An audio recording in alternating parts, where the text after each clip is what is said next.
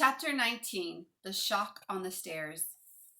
After their visit with Mrs. Sharp and the news about Frog, Petra and Calder couldn't wait to get back to the search. The only remaining part of the university school compound that had paneling was King Hall.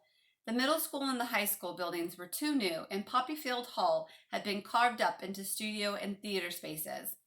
Used only for college classes and offices, King Hall was practically empty after school.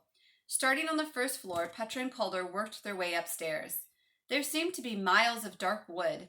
Leaving the lights out, they ran their hands along square wall panels in lecture rooms, tapping softly and looking for hidden compartments.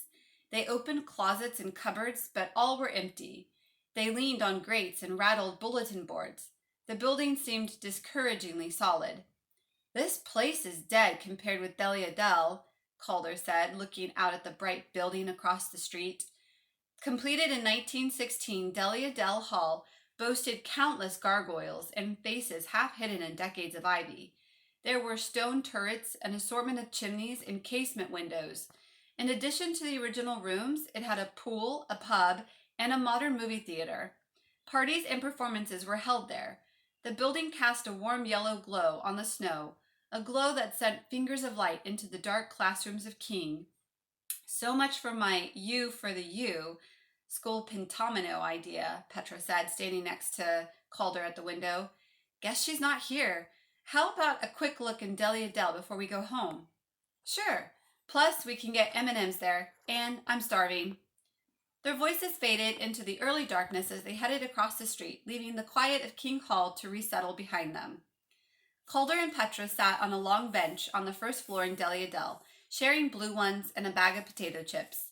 Snow was falling, magically softening and erasing the university world beneath it.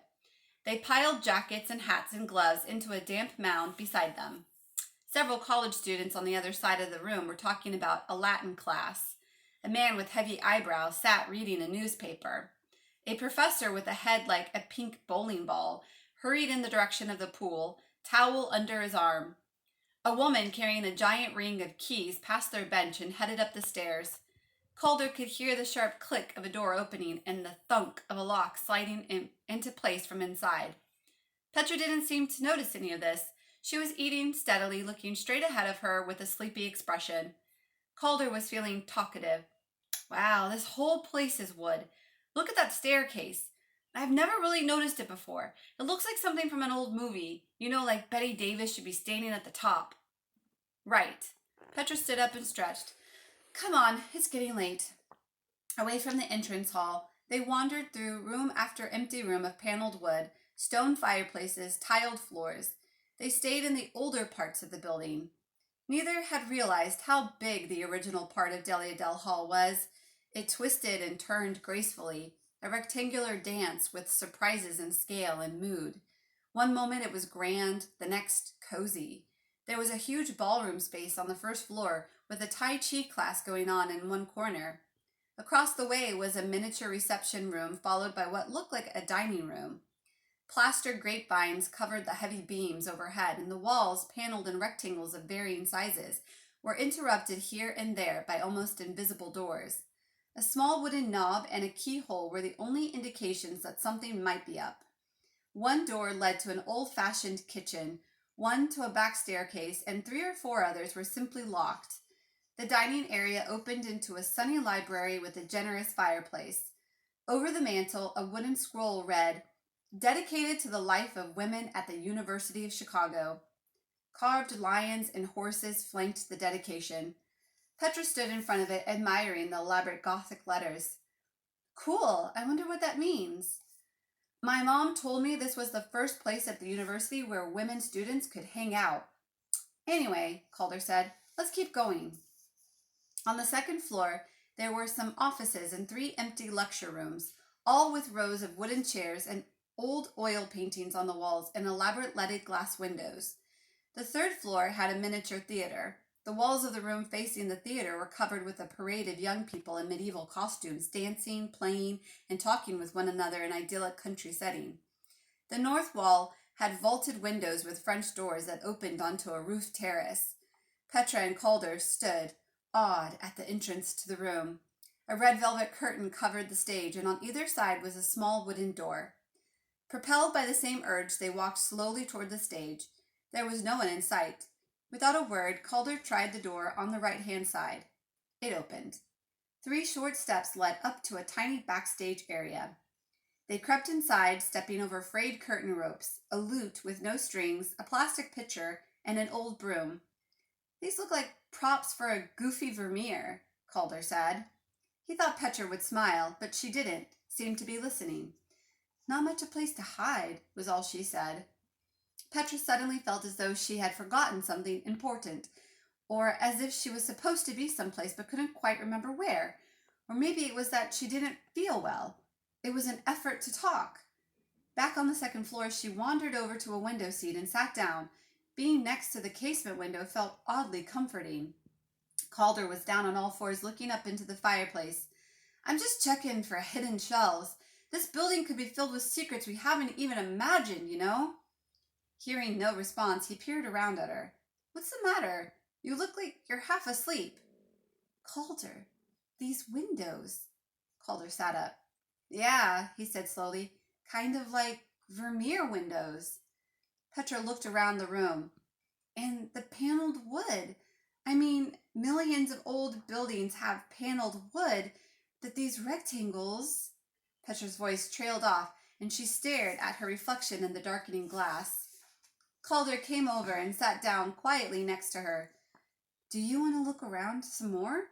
he asked, sounding like his parents when they were trying to get him to do something but didn't want to be too obvious. Petra looked steadily at him.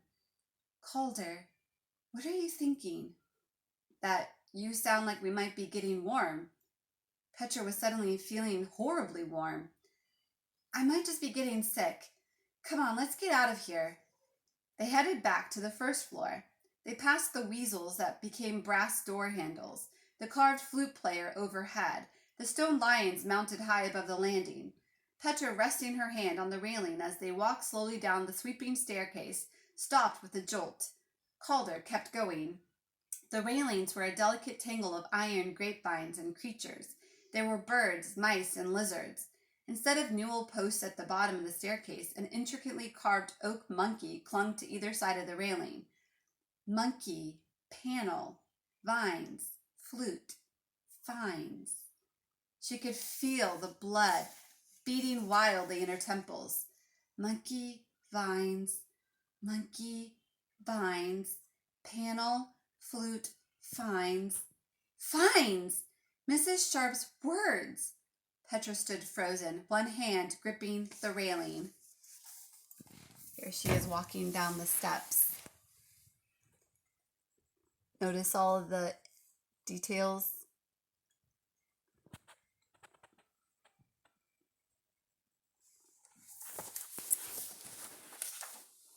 She saw Calder pawing obliviously through their soggy clothing for his jacket. She hoped her face wasn't revealing her wild, screaming thoughts. "Walk, just walk normally." A man looked up at her as she passed, putting down his paper. Was the world able to feel her heart pounding, her thoughts on fire? She grabbed her things and burst out the door into the merciful dusk. "Petra, what's up? Come on!" Calder could hardly keep up with his friend as she half ran, half stumbled through the new snow. She hurried a block east on 59th Street and glanced back. Calder looked back too, suddenly frightened. "Let's go home through backyards. We need to disappear, okay?" Calder walked quickly next to Petra, their shoulders touching. He thought of the P for pray. Or was it pray? The blue shadows of late afternoon were menacing now. Bushes between houses seemed filled with pools of darkness, and people hunched against the cold looked dangerous. When she was satisfied that they weren't being followed, Petra stopped. "Calder, this is it." He looked around at the deserted alleyway and shivered. "This is what?" "I think we found her."